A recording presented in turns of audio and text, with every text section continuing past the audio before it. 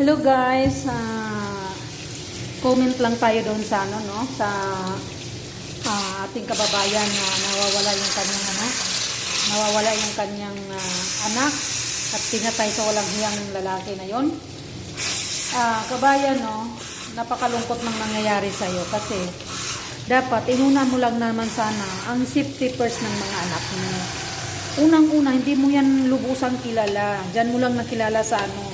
Tapos, mas pinili mo pa yun ang bantay sa anak mo kaysa magulang mo. Alam mo kabayan, ito masasabi ko sa'yo, hindi kami nagkaunawaan ng asawa ko noon. Which is, yung asawa ko naman hands-on din naman sa mga anak ko noon, pero may bisyo nga lang. Kabayan, alam mo bang, binitbit ko ang 3 kong anak at pinagkatiwala ako sa magulang ko. He never kong pinagkatiwala sa asawa ko. Kasi ang mga anak ko babae, isang lalaki kasi.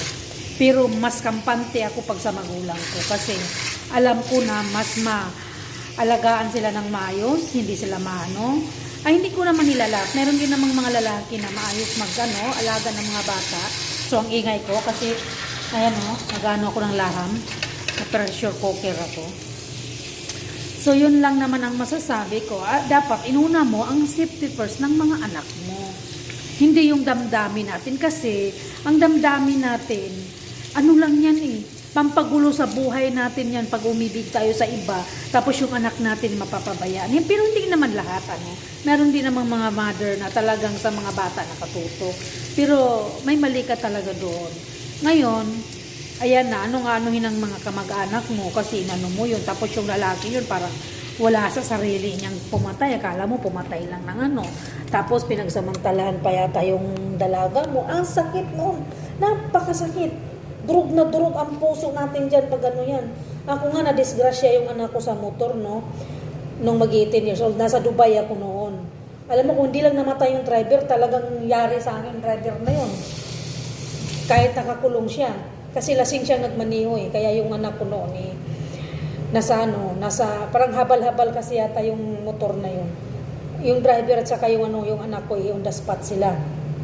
Pero kung buhay yung driver, siyempre, galit na galit tayong mga magulang. Pero, nag-aral kasi yung anak ko sa city, tapos kami, province kami. So, umuwi siya ng ganon, gabi na yung driver.